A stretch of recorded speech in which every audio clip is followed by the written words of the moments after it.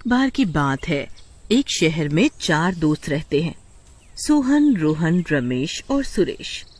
वो चारों अपनी रोजमर्रा की जिंदगी और नौकरी से थक गए होते हैं। वो सोचते हैं क्यों न कहीं चलकर छुट्टियां मनाई जाए। हाँ, सही कहते हो भाई। मैं भी अपने मालिक की चिक चिक सुनकर थक चुका हूँ। चलो कहीं छुट्टियाँ मना कर आते हैं। पर हम घूमने जाएंगे कहाँ भाइयों? पास ही एक छोटा सा गांव है, उसमें जो झील है वो बहुत प्रसिद्ध है। चलो वहाँ चलकर नाव चलाएंगे। नहीं, तुम सब छोटे बच्चे हो क्या जो नाव चलाओगे? अब हम बड़े हो गए हैं, हमें बड़ों की तरह सैर सपाटा करना चाहिए। मतलब भाई, हम सब पिशाचगढ़ के जंगल में कैंपिंग करने चलेंगे और रात में पिशाचगढ़ के भूतिया किले में घूमने चलेंगे। ये सुनकर रोहन और रमेश की टांगे कांपने लगती हैं। वो बहुत डर जाते हैं। अरे नहीं भाई, तुम पगला गए हो क्या? सब जानते हैं वह भूतिया किला है। क्या तुमने वह कहानी नहीं सुनी? आज तक जो भी उस किले में रात को गया है लौट कर नहीं आया। तुम सब डरपोक हो। ये सब बातें बस लोगों को डराने के लिए फैलाई जाती हैं। इसलिए हम वहाँ जाएंगे और सबको झूठा साबित करेंगे। तुम में से जो भी असली मर्द होगा वही कल चलेगा। ये सब सुनकर सबकी आन बान पर बात आ जाती है। सोहन, रोहन और रमेश डरते डरते तैयार हो जाते हैं। फिर अगली सुबह वो बस पकड़कर सीधा पिशाचगढ़ गांव की ओर निकल पड़ते हैं। भाई सुरेश, अभी भी सोच लो, कहीं लेने के देने ना पड़ जाए। मुझे तो बहुत डर लग रहा है।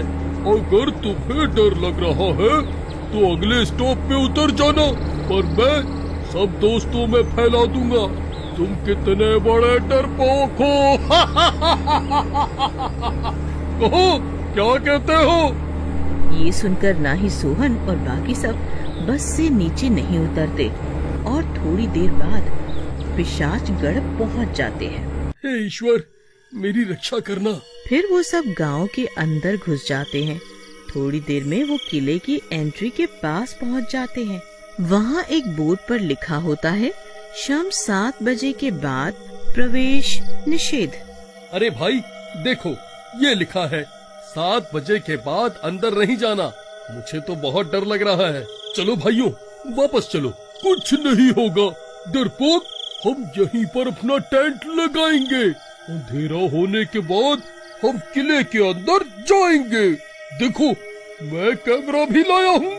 हम इसमें अपनी फोटो लेंगे और शहर चलकर सबको दिखाएंगे।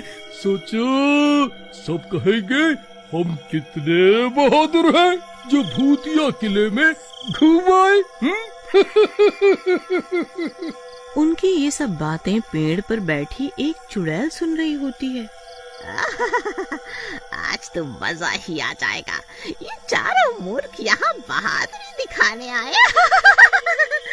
अभी जाकर किले के अंदर की चुड़ैलों को इनके बारे में बताती हूँ, वो सब भी खुश हो जाएंगे। वो चुड़ैल सभी चुड़ैलों को खबर कर देती है। चुड़ैलों की रानी तक ये बात पहुँच जाती है। वो सब चुड़ैलों से कहती है, खबरदार, अगर किसी ने उन्हें खाने की कोशिश की, मैं भी देखती हूँ किसकी इतनी हिम्मत जो हमारे किले में आ गए। उनका शिकार तो मैं ही करूंगी। फिर थोड़ी देर में शाम हो जाती है और उस किले से डरावनी आवाजें आने लगती है। भाइयों, क्या ये डरावनी आवाजें सबको आ रही हैं या मेरे ही कान बज रहे हैं?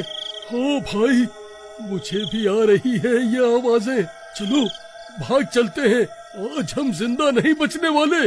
और कुछ नहीं होगा, ये आवाजें जानवरों की है जो इस किले में रात में घुस आते हैं। भाई सुरेश, क्या तुम्हें जानवर और भूतिया आवाजों में फर्क समझ नहीं आता? ये सभी आवाजें भूतिया हैं। आज तो हम पक्का मरेंगे। चलो यहाँ से चलते हैं। हो भाग जाओ। क्या तुमने सुना नहीं है, इस जंगल में कितने शेर और अन्य भयानक जानवर रहते हैं? वो तो तुम्हें अपना भोजन जरूर बना लेंगे। जाओ जाओ डरपोको। ये सुनकर उन तीनों के पसीने निकलने लगते हैं। थोड़ी देर बाद सुरेश कहता है, चलो अब 9 बज गए, अब हम इस किले के अंदर चलेंगे और कुछ फोटो इस किले के अंदर लेंगे। सब कितना बहादुर समझेंगे हमें। मैं तो बहुत एक्साइटेड हूँ। वो तीनों डरते डरते अंदर जाने के लिए तैयार हो जाते हैं। फिर अंदर जाते ही जैसे ही वो किले का दरवाजा खोलते हैं, बहुत सारे चमगादड़ उड़ते हुए बाहर निकलते हैं। रोहन इतना डर जाता है कि सुरेश के कंधे के ऊपर चढ़ के बैठ जाता है। मेरे ऊपर से उतर, मुझे दबा कर मारेगा क्या?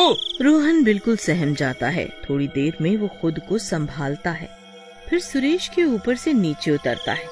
फिर वो सब किले में घुस जाते हैं। वहाँ से किसी के रोने की आवाजें आने लगती हैं। कोई तेज तेज रो रही होती है। धीरे धीरे अन्य की भी आवाजें आने लगती हैं। फिर वहाँ से पायल की आवाज आने लगती है, जैसे कोई नाच रहा हो। अब सुरेश को भी डर लगने लगता है। भाइयों, मुझे लगता है हमें बाहर चलना चाहिए। हम जल्दी से एक फोटो खींचते हैं और बाहर चलते हैं। मैं तो पहले ही कहता था, यहाँ आना खतरे से खाली नहीं है। हे ईश्वर, हमें बचाओ। भाई तू ही अपनी फोटो खींच ले, हमें नहीं खिंचवानी। ठीक है, मेरी ही खींच दो। जैसे ही वो कैमरे में फोटो देखते हैं, उनके होश उड़ जाते हैं। फोटो में सुरेश के पीछे भूतों की रानी की फोटो आ गई होती है। उसको देखकर वो चारों कांपने लगते हैं और किले के दरवाजे की ओर भागते हैं बाहर निकलने के लिए। पर जैसे ही वो किले के दरवाजे के पास पहुंचते हैं, वो खुद ब खुद बंद हो जाता है। लो, मैं कहता था ना, हमें अंदर नहीं आना चाहिए। अब मरो, दरवाजा भी बंद हो गया। फिर वहाँ तेज प्रकाश होता है और चुड़ैलों की रानी उनके सामने आ जाती है और अन्य चुड़ैल किले की छत से लटकी होती है। तुम्हारी इतनी हिम्मत, तुम हमारे घर में बिना आज्ञा आए, और तुम चारों की खैर नहीं, हम सब तुम्हें खा जाएंगी और तुम्हारी हड्डियां भी नहीं मिलेंगी। वो सारी चुड़ैलें जोर जोर से हंसने लगती हैं और उन चारों को उल्टा टांग देती हैं। चुड़ैल जी, मुझे माफ कर दो, मैं तो यहाँ आना ही नहीं चाहता था। हम तीनों को तो ये सुरेश लेकर आया, इसे ही बहादुरी दिखाने का शौक है। है चुड़ैल जी, ये सच कहता है। हमें तो ये सुरेश ही उकसा कर लाया है। मेरे छोटे छोटे बच्चे हैं, मुझे माफ कर दो चुड़ैल जी, माफ कर दो। क्या मैं तुम लोगों को मूर्ख लगती हूँ? हम सभी चुड़ैलें शांति से इस किले में रहती हैं, लेकिन तुम इंसानों को ही हमें तंग करने का शौक है। अब तुम्हें अपने इस शौक की कीमत चुकानी होगी। फिर वो चुड़ैल जो पेड़ पर बैठी थी, रानी चुड़ैल को बताती है कि ये तीनों सच कह रहे हैं। इन तीनों को ये सुरेश ही लाया है। अच्छा, तो ये ही है असली गुनाहगार। चुड़ैलों, इन तीनों को छोड़ दो और इस सुरेश को अपने साथ ले चलो। नहीं चुड़ैल जी, मुझे माफ कर दो। आज के बाद मैं ऐसी गलती कभी नहीं करूँगा। नहीं, कोई माफी नहीं मिलेगी। हाँ, अगर तुझे अपनी जान बचानी है तो अपने किसी दोस्त को हमारा भोजन बनने के लिए राजी करना होगा। सुरेश सबसे विनती करता है, पर कोई नहीं मानता। भाई सुरेश, हम तो तुझे पहले ही मना कर रहे थे। अब तेरे किए की सजा तुझे ही भुगतनी होगी। फिर थोड़ी देर में किले का दरवाजा खुलता है और वो तीनों भाग जाते हैं। अरे भागो रे भागो, अपनी जान बचाकर भागो। सारी चुड़ैलें सुरेश को उड़ा ले जाती हैं